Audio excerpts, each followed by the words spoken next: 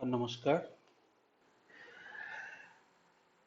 आज हम लोग जिस बारे में बात करेंगे वो है anti money laundering and know your customer. आज का जो पार्ट है ये है पार्ट वन। ये पार्ट वन में हम लोग बात करेंगे अबाउट एएमएल और एंटी मनी लॉन्ड्रिंग। तो व्हाट इज मनी लॉन्ड्रिंग? पहले एंटी मनी लॉन्ड्रिंग जानने से पहले हम लोगों को जानना पड़ेगा मनी लॉन्ड्रिंग क्या होता है। ये नाम सुन के समझ में आ रहा है कि लॉन्ड्रिंग मतलब सफाई करना, अर्थात कपड़ा धोना जैसा है, ऐसे मानी को धोना है। तो मानी को क्यों धोए मानी को? क्योंकि ये मानी होता है dirty money. Dirty money means, तो अभी हम देखेंगे तो देखेंगे डर्टी मनी का मीनिंग है जो मनी इलीगल वे में कमाया हुआ है उसको बोलते हैं डर्टी मनी। तो अगर हम लोग एंटी मनी लॉन्ड्रिंग को हम समझने की कोशिश करें तो ये लिखा हुआ है ऐसा कि जो money drug trafficking, illegal arm sales, extortion, gambling, कुछ भी इलीगल वे से कमाया हुआ है एंड वो पैसा फाइनेंशियल सिस्टम में एंट्री करना है, मतलब हमारा सोसाइटी में फिर लाना है क्लीन मनी बोल के। जो प्रोसेस में जो डर्टी मनी को क्लीन करते हैं ये प्रोसेस को बोलते हैं मनी लॉन्ड्रिंग। मीन्स एक मनी कोई एक्सटॉर्शन या गैम्बलिंग का कमाया हुआ मनी वो कैसे भी करके अगर वो बैंक में पुट कर दे और वो बैंक से वो और एक बैंक में ट्रांसफर कर दे और वही बैंक से वो कहीं शेयर मार्केट और स्टॉक एक्सचेंज में पैसा लगा दे, तो कभी कभी ये प्रॉब्लम हो जाता है वो मनी का ओरिजिन कहाँ से है वो समझने में हम लोगों को प्रॉब्लम या दिक्कत हो जाता है। मतलब मनी का जो मेन ओरिजिन है उसको छुपाना ही ये मनी लॉन्ड्रिंग का मेन काम है। मतलब ब्लैक मनी जिसको हम लोग ब्लैक मनी बोलते हैं उसको व्हाइट मनी में कन्वर्ट करना और डर्टी मनी को क्लीन मनी में कन्वर्ट करना। ये black money, illegal money, dirty money same same meaning होता है। और ठीक इसका ऑपोजिट मीनिंग है लीगल मनी और व्हाइट मनी और ओरिजिन मनी। ये ओरिजिन मतलब होता है क्या, जो जिसका लीगल सोर्स होता है, इनकम का लीगल सोर्स। तो इसको इलीगल मनी को लीगल सोर्स में कन्वर्ट करना ही होता है मनी लॉन्ड्रिंग का मेन काम। ओके, नेक्स्ट हम लोग देखेंगे मनी लॉन्ड्रिंग का प्रोसेस कैसे होता है। प्रोसेस होता है, फर्स्ट प्रोसेस को बोलते हैं प्लेसमेंट। उसके बाद जो प्रोसेस होता है उसको बोलते हैं लेयरिंग। उसके बाद जो प्रोसेस होता है उसको बोलते हैं इंट्रीगेशन। मतलब ये तीन जो प्रोसेस है, ये प्रोसेस से मनी को क्लीन किया जाता है, अर्थात डार्टी मनी को क्लीन किया जाता है। फर्स्ट प्रोसेस बोलते हैं प्लेसमेंट, सेकंड प्रोसेस बोलते हैं लेयरिंग एंड थर्ड प्रोसेस बोलते हैं इंट्रीगेशन। सपोज कुछ इलीगल मनी कलेक्ट किए हैं कोई पर्सन, जो कलेक्ट करके इसको वो कोई लोकल बैंक में जमा कर दिया।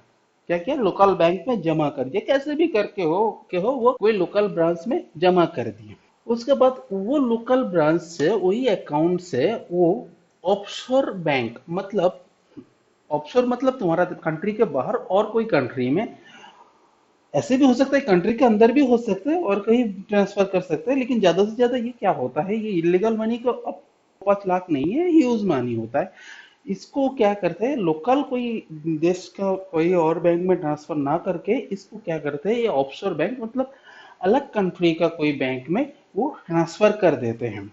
तो वो ट्रांसफर करने के बाद क्या करता है, वो ऑफशोर बैंक से वो पैसा फिर हमारा सोसाइटी और हमारा कंट्री में रिटर्न आता है। कैसे?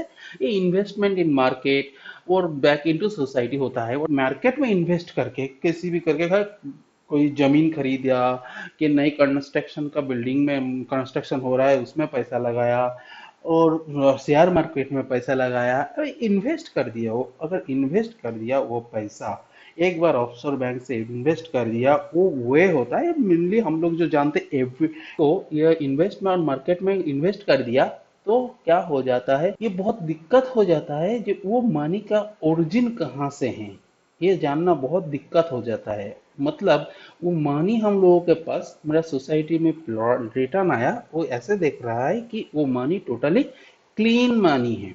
लेकिन अगर थोड़ा सा पीछे जाके हम लोग देखेंगे तो देखेंगे नहीं, वो मनी डर्टी मनी है। अभी हम लोग जो बोल रहे थे प्रोसेस, और तो इलीगल, ये जो इलीगल मनी या डर्टी मनी है, वो जब बैंक में जमा करना हो, जमा जमा कर रहा है, इस प्रोसेस को बोलते हैं प्लेसमेंट। मतलब मनी कलेक्ट किया और लोकल बैंक में जमा किया, इसको बोलते हैं प्लेसमेंट। मतलब वो फिनेंशियल सिस्टम में प्लेस कर दिया, वो मनी को प्लेस कर दिया कहाँ, फिनेंशियल सिस्टम मतलब बैंकिंग में वो मनी को प्लेस कर दिया। अभी वो बैंक से जब दूसरा बैंक, तीसरा बैंक, चौथा बैंक, एक बैंक नहीं हो सकता ऑफशोर बैंक एक होगा ऐसा कोई बात नहीं है, बहुत सारे बैंक हो सकता है। बहुत सारे बैंक के थ्रू वो पैसा जब वो भेज रहा है, ये भेजने का तरीका इसको बोलते हैं लेयरिंग। मतलब ये बैंक से, लोकल बैंक से अलग एक से ज्यादा बैंक में, ऑफशोर हो और इंटरनल हो और एक्सटर्नल बैंक हो, कहीं भी हो, वो बहुत सारे बैंक में जब ट्रांसफर करते हैं, तो ये प्रोसेस को बोलते हैं लेयरिंग। अभी ये पैसा जब फिर क्लीन होके इन्वेस्टमेंट होगा हमारी मार्केट में या हमारा सोसाइटी में, फिर जब रिटर्न आता है, तो इसको बोलते हैं इंट्रीगेशन। तो क्या देखा हम लोग, इलीगल मनी उसको प्लेस कर दिए बैंक में, बैंक से, एक बैंक से, लोकल बैंक से वो ट्रांसफर हो गया ऑफशोर बैंक में, ऑफशोर बैंक से वो फिर हमारे कंट्री में आ गया एंड इन्वेस्टमेंट हो गया मार्केट में एंड सोसाइटी में। यहाँ तक तो ठीक है, क्लीन देख रहा है, जो नहीं कोई प्रॉब्लम नहीं है, पैसा गया, पैसा फिर हमारे पास आ गया, तो क्या प्रॉब्लम, क्या है, दिक्कत क्या है? दिक्कत ये नहीं है, दिक्कत अगर investment in market and society होता है तो ये ज्यादा दिक्कत नहीं है। फिर भी दिक्कत है, लेकिन क्या दिक्कत है हम लोग देखते हैं। इसका इम्पैक्ट ग्लोबल इकोनॉमी की क्या होता है। ये ग्लोबल इकोनॉमी में main concern of money laundering arise from its connection with the criminal activities. Mainly investment होता है, उससे ज्यादा हम लोगों को ये चीज सोचने के मजबूर हो जाते हैं हम लोग, कि ये कंसर्न मेन होता है कि ये मनी क्रिमिनल एक्टिविटीज, और वो भी छोटा मोटा नहीं है, बड़ा बड़ा क्रिमिनल एक्टिविटीज में अप्लाई होता है ये मनी। जैसे टेररिस्ट अटैक, ये टेररिस्ट अटैक और टेररिस्ट ऑर्गेनाइजेशन को चलाने के लिए जो मनी इकट्ठा होता है ना, वो यही, इससे इलीगल मनी ऐसे करके लीगल होके फिर इकोनॉमी में आता है एंड उन उन लोगों के हाथ में पहुंच जाता है जो टेररिस्ट एक्टिविटी करते हैं। मेनली इसको ही बंद करने के लिए, ये टेररिस्ट एक्टिविटी को बंद करने के लिए, इसको ही मनी सप्लाई चेन को इसको काटने के लिए मेनली एंटी मनी लॉन्ड्रिंग, ये जो कंसेप्ट आया है ना, जस्ट इसी के लिए, मेनली इसी के लिए। उसके बाद और भी इसके, इसका एडवर्स एडवर्स इम्पैक्ट है इकोनॉमी में। जैसे कोई एक बंदा है जो एकदम साफ सुथरा है, हमारे कंट्री का एक ऑनेस्ट बिजनेसमैन है। ये बिजनेसमैन जब बिजनेस के लिए कहीं पे इन्वेस्ट करेगा, तो उसका मनी को लेकर उसको थोड़ा सा टेंशन रहेगा। जी हाँ, क्योंकि वो ऑनेस्ट है, उसका कमाया हुआ, बहुत मेहनत से कमाया हुआ पैसा वो बिजनेस में लगा रहा है, तो वो रिस्क थोड़ा सोच के लेगा। लेकिन जो लोग इलीगल वे से कमाया हुआ पैसा को डालेगा मार्केट में, वो उतना ज्यादा सोचेगा नहीं, वो इलीगल पैसा को डाल देगा, ज्यादा से ज्यादा वो यूज कर लेगा। इसमें क्या होगा, जो ऑनेस्ट वाला जो बिजनेसमैन है वो पीछे पड़ जाएगा, और डिसऑनेस्ट वाला का हाथ में इकोनॉमिकल कंट्रोल आने का चांस हो जाएगा। तो मतलब ये इकोनॉमी में जो इलीगल मनी का फ्लो ज्यादा होना शुरू हो जाएगा एंड कंट्रोल वो लोगों के हाथ में आने का, बिजनेस का कंट्रोल या मार्केट का कंट्रोल वो इलीगल मनी वाला जो है उन लोगों के हाथ में आने का चांस बढ़ जाएगा। तो ये भी एक बहुत बड़ा इम्पैक्ट है। और भी इम्पैक्ट है, जैसे सोशल एंड पॉलिटिकल इफेक्ट। जितना मनी, इलीगल मनी आपका सोसाइटी में आएगा, आपका सोसाइटी में करप्शन बढ़ते ही जाएगा। कोई भी काम करने के लिए आप जाएंगे, आप बोलेंगे सर ये कम कर दीजिए, ये कम कर दीजिए, और एक इलीगल पैसे वाला जो है वो आएगा, बोलेगा सर ये कम कर दीजिए, इतना देंगे, इतना देंगे। एक ना एक टाइम पे वो कुछ कुछ पैसा लेके उसका काम पहले कर देगा और आपका काम नहीं होगा। हर पॉलिटिशियन को भी ऐसे करके घूस खिला के पैसा दे के कुछ ना कुछ काम निकाल ही लेगा वो लोग। जो इलीगल काम होगा और इलीगल काम बढ़ेगा और घूसखोरी भी ज्यादा हो जाएगा। मतलब ये हमारा सोसाइटी के ऊपर बहुत बहुत बड़ा इम्पैक्ट हो जाएगा। अब बैंकिंग सेक्टर, इतना कुछ सोचने के बाद एक चीज देखिए, जो भी हो रहा है, ये मनी का जो भी ट्रेडिंग हो रहा है, जो भी लॉन्ड्रिंग हो रहा है, ये कहाँ हो रहा है, ये किसके थ्रू हो रहा है, अब जान के या ना जान के, आपके ज्ञान होने से और ना अज्ञान होने से, ये नहीं, ये क्या है, आप विलिंगली हो और अनविलिंगली हो, मेनली ये बैंकिंग सेक्टर ही है जो ये मनी को क्लीन की प्रोसेस में सबसे ज्यादा हिस्सेदारी देते हैं। कैसे? क्योंकि मनी क्लीन तब भी होता है जब बैंकिंग सेक्टर में उसको प्लेस कर पाएगा। जब भी कोई इलीगल मनी को बैंकिंग सेक्टर या financial sector, not only banking sector, any financial sector, जब भी ये पैसा कोई फिनेंशियल सेक्टर में प्लेस कर पाएगा, तब भी जाके ये मनी को क्लीन कर पाएंगे। सो क्या होता है, अगर कोई बैंक विलिंगली हो अनविलिंगली हो ऐसे इलीगल मनी को प्लेस करे, और कभी ना कभी उसका ऊपर कुछ दबाव आ जाए ऊपर से और कुछ फ्रॉड निकल जाए वो बैंक का, और गवर्नमेंट कुछ फ्रॉड पकड़ ले वो बैंक का, तो क्या होता है, वो बैंक का एक बहुत बड़ा एडवर्स पब्लिसिटी हो जाता है, जो उसका बिजनेस, उसका फ्यूचर बिजनेस के ऊपर बहुत बड़ा इम्पैक्ट करते हैं। सो बैंकिंग सेक्टर में सबसे ज्यादा इफेक्ट होता है, बैंकिंग सेक्टर सबसे ज्यादा इफेक्टेड होता है इसे मनी लॉन्ड्रिंग के चक्कर में। अब आते हैं टेररिज्म फाइनेंसिंग, जिसके बारे में ही ईएमएल के वाईसी जितना है ना, जो चैप्टर है ना, ये मेन चैप्टर ही है, ये टेररिज्म फाइनेंसिंग के ऊपर ही मेनली है। ये टेररिज्म फाइनेंसिंग कैसे रोक सकते हैं हम लोग, कैसे मनी को कोई टेररिस्ट या इलीगल वे में यूज ना हो, ये कैसे रोक सकते हैं, इसके ऊपर ही डिपेंड करते हैं। इसके लिए ये एएमएल केवाईसी का मेन फंड आया है।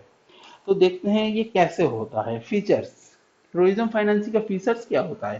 टेररिज्म फाइनेंसिंग का दो डायमेंशन होता है।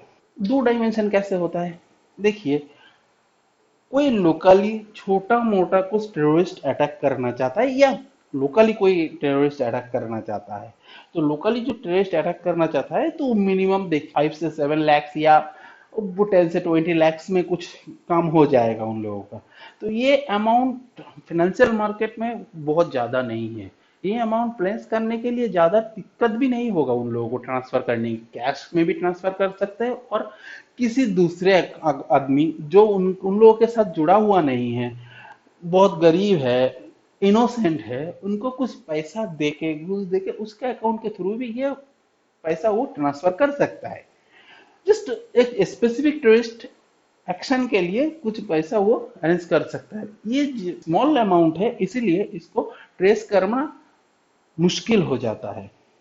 और दूसरा है और दूसरा है एक टेररिस्ट ऑर्गेनाइजेशन रन कराना है, पूरा टेररिस्ट ऑर्गेनाइजेशन रन कराना है। मतलब एक टेररिस्ट ऑर्गेनाइजेशन क्या है, एक गवर्नमेंट की तरह होता है, उन लोगों का अलग एक सेटअप होता है, अलग एक गवर्नमेंट सेटअप होता है, हेड में एक होता है, उसके बाद एक होता है, ऐसे करके उन लोगों का बहुत सारे होता है, कैडर होता है, उन लोगों को ट्रेनिंग देना पड़ता है, सब कुछ के लिए ये एक ह्यूज अमाउंट चाहिए, ये ह्यूज अमाउंट कलेक्शन करना पड़ता है। ये जो ह्यूज अमाउंट कलेक्शन है, इसके लिए मेनली वो लोग पैसा पूरा इलीगल वे से और लीगल वे से कोई भी रास्ते से वो लोग पैसा इकट्ठा करता है।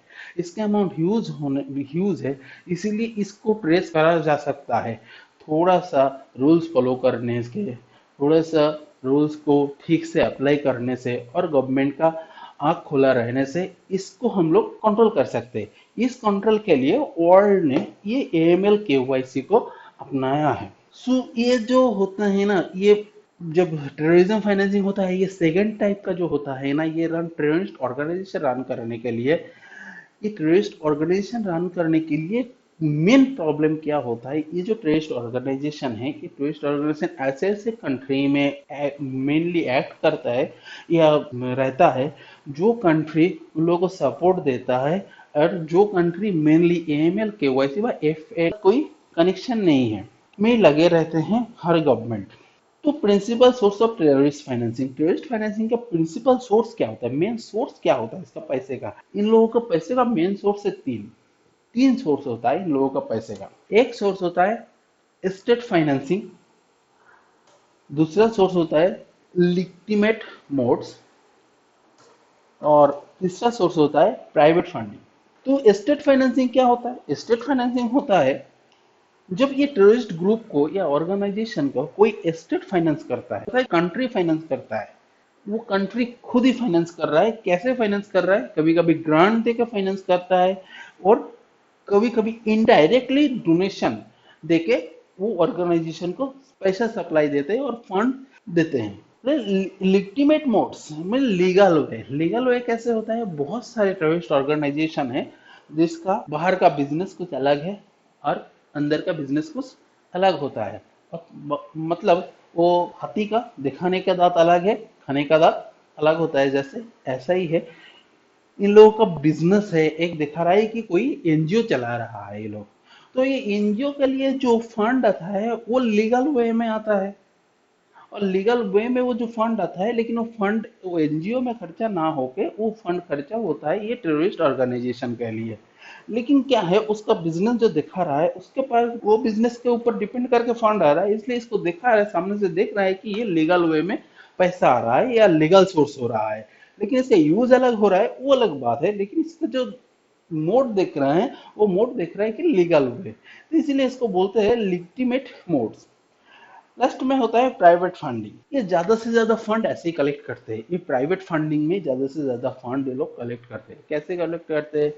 Criminal activities like robbery of banks, bank robberies, kidnapping, extortion, drug trafficking, ये सब काम करके ये लोग ज्यादा पैसा कमाते हैं।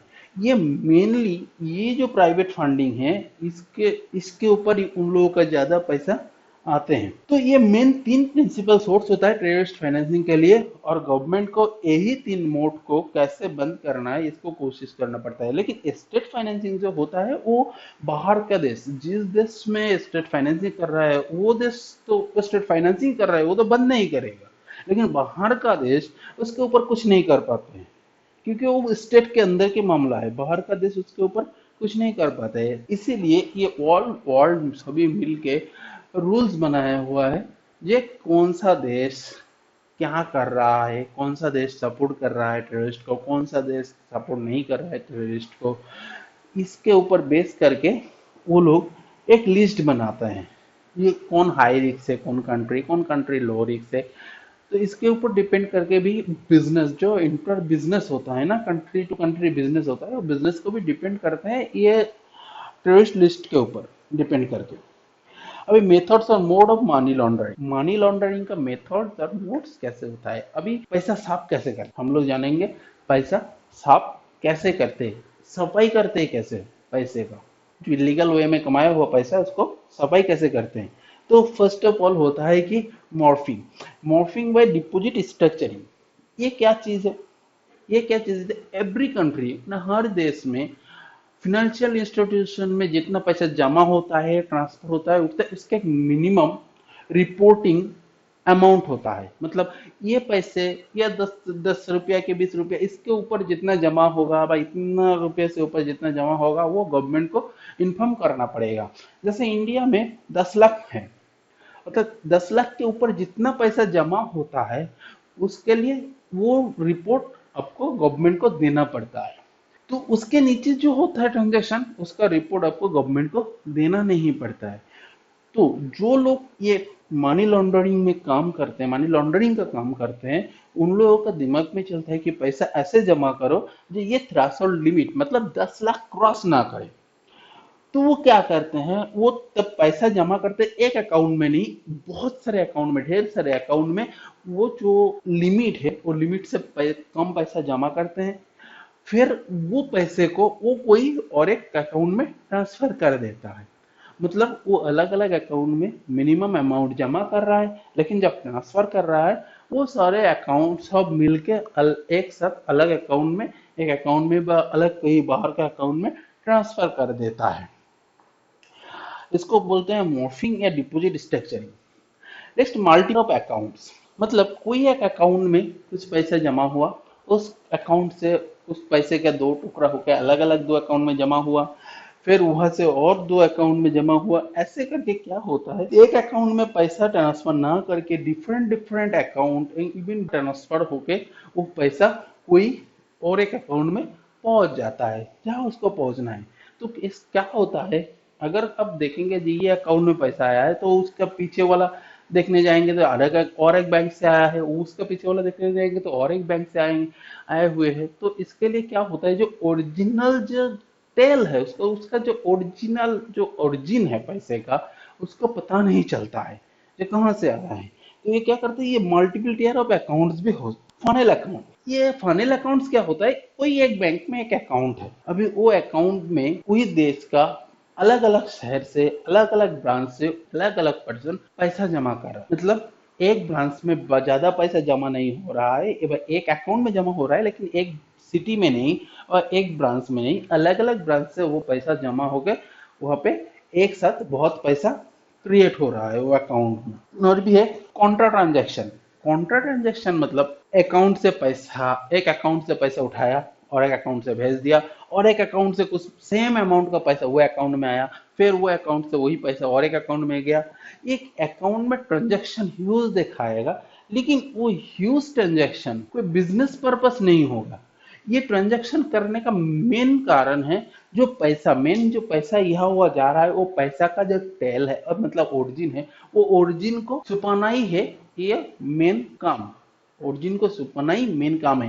अल्टीमेट क्या है, ये प्लेसमेंट में जो प्लेसमेंट होता है, तो बैंक में जब पैसा जमा होता है, इसका मेन कारण ही मनी लॉन्ड्रिंग का मेन काम ही होता है, जो ओरिजिन जो होता है, मतलब वो इलीगल है, वो ओरिजिन को छुपाना होता है, क्योंकि दिखाना होता है कि वो ओरिजिन जो है वो लीगल है, मतलब मनी को क्लीन करना है और कुछ नहीं। मनी मोल्स क्या होता है, कॉमन टॉपिक है, हर बार एग्जाम में आ ही जाता है। मनी मोल्स क्या होता है, एक पर्सन है जिसका एक अकाउंट है, वो इनोसेंट पर्सन है, उसका अकाउंट है, अच्छा खासा अकाउंट चल रहा है, वो अकाउंट को यूज करते हैं टेररिस्ट ग्रुप।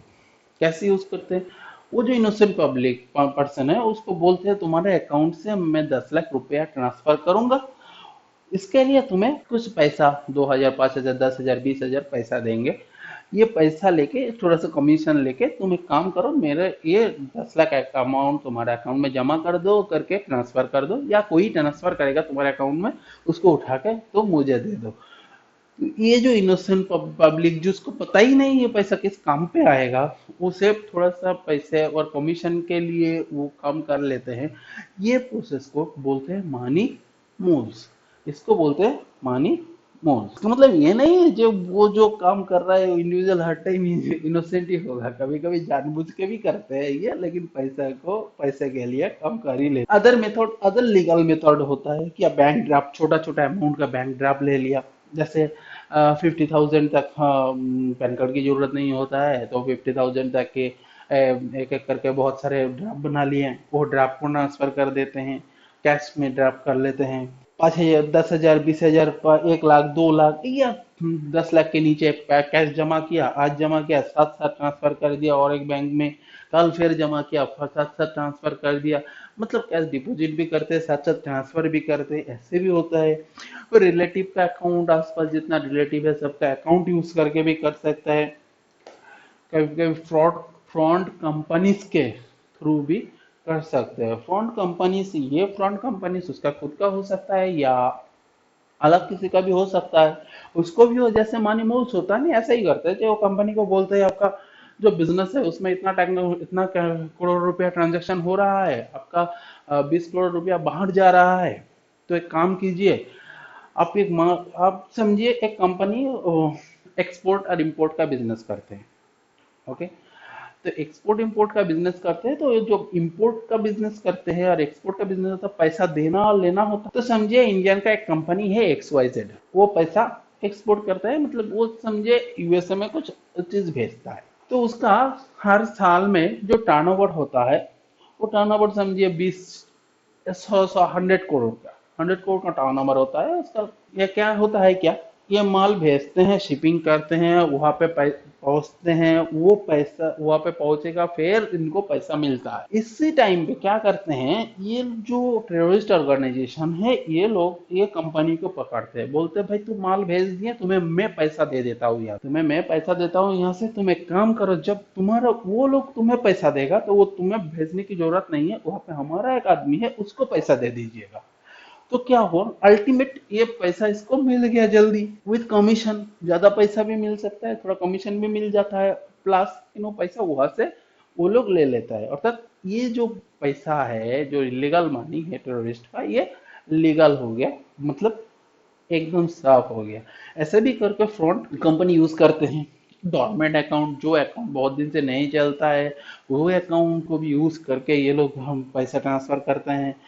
वायर ट्रांसफर कभी कभी क्या होता है, बैंकिंग सेक्टर का, फाइनेंशियल इंस्टीट्यूट का बहुत सारे आउटलेट्स होता है। वो आउटलेट को ये लोग इजीली यूज कर सकते हैं, बहुत मिनिमम अमाउंट को यूज, थोड़ा थोड़ा करके अमाउंट की वायर ट्रांसफर कर देते हैं इधर उधर। ऐसे भी ये लोग कर सकते हैं। ये और एक चीज है जो मेनली ज्यादा यूज होता है, उसको बोलते हैं हावला सिस्टम। क्या होता है ये हावला सिस्टम, इसको थोड़ा सा हम लोग डिटेल्स में जानेंगे। हावला सिस्टम क्या है। सपोज ये है एक alternate remittance system, mainly cross border, मतलब एक कंट्री से अलग country, cross border, outside the government control, मतलब इसके ऊपर गवर्नमेंट का कोई कंट्रोल नहीं है। गवर्नमेंट के कंट्रोल के बाहर एक अलग सा मनी ट्रांसफर या वायर ट्रांसफर सिस्टम, एक कंट्री से और एक कंट्री, ये है हावला। क्या है, हाउ इट्स वर्क, कि कैसे काम करते हैं। तो let's think a person from Dubai, person A Dubai में रहता है, वो कुछ पैसा ट्रांसफर करेगा पर्सन बी को, जो मुंबई में रहता है। एक वे होता है, वो पैसा वो बैंकिंग चैनल में डाले, उसके थ्रू वो ट्रांसफर कर सके, या बहुत सारे अभी जैसे ये मनी ग्राम बहुत बहुत कुछ है। अभी वो जो पैसा वो भेजना चाहते हैं, वो थोड़ा सा सीक्रेट और थोड़ा सा इलीगल वे का पैसा है, वो भेजना चाहते हैं यहाँ पे। गवर्नमेंट को बोलना भी नहीं चाहते हैं कि ये पैसा वो भेजते हैं, भेज रहा है। मतलब अगर वो बैंकिंग चैनल से भेजेगा तो गवर्नमेंट को पता चल जाएगा इतना पैसा आया, तो उसके ऊपर टैक्स हो या आपके कारण है, कहाँ से पैसा आया, क्यों आया है, ये पूछताछ कर सकते हैं। गवर्नमेंट का एजेंसी उसके पीछे लग जाएगा। तो इसीलिए वो क्या करते हैं, हावला बोल के एक जो सिस्टम है उसको यूज करते हैं। क्या सिस्टम होता है, the person A in Dubai, वो ये कांटेक्ट करते हैं हावला एजेंट इन दुबई। दुबई में एक हावला एजेंट है, उसको कांटेक्ट करते हैं। कांटेक्ट करके क्या करते हैं, वो person a handed over cash to hawala agent in Dubai. Dubai hawala agent जो दुबई में है, उसको पैसा हैंड। अभी ये जो हावला एजेंट इन दुबई है, दुबई में जो हावला एजेंट है, उसका और एक एजेंट है मुंबई, मुंबई में। तो वो जो हावला एजेंट दुबई का है, वो हावला एजेंट ये मुंबई का हावला एजेंट को फोन में एक कॉल करके इंस्ट्रक्शन दे देते हैं कि ये इतना पैसा हमें इस पर्सन से, एक पर्सन से मिला है, और तुमको एक पर्सन ऐसा ऐसा करके कोई इंस्ट्रक्शन दे देता है, आएगा उसको इतना पैसा देना है। तो फिर पर्सन भी मुंबई में वो हावला एजेंट, हावला मुंबई का जो हावला एजेंट है उसके साथ कांटेक्ट कर लेते हैं और उसको पैसा मिल जाता है। मतलब ये जो पूरा काम हो रहा है ना, ये गवर्नमेंट के आंख के बाहर है। कोई पैसा बाहर से आया नहीं, लेकिन पैसा मिल गया। ये दो जो एजेंट है, हावला एजेंट जो दुबई में बैठा है, वो पैसा ले लिया, और उसके बदले में ये हावला एजेंट जो मुंबई में बैठा है, ये पैसा दे दिया। तो ये बहुत इजी होता है। जो लोग इलीगल मनी को ट्रांसफर करते हैं, वो लोग ये बहुत इजीली करते हैं, इजीली ये पैसा ट्रांसफर कर सकते हैं गवर्नमेंट के आंख को धूल झोंक कर। Thank you for watching my video. Please like, share and subscribe. और नेक्स्ट पार्ट में हम, पार्ट 2 में हम लोग कवर करेंगे AML। Thank you for watching.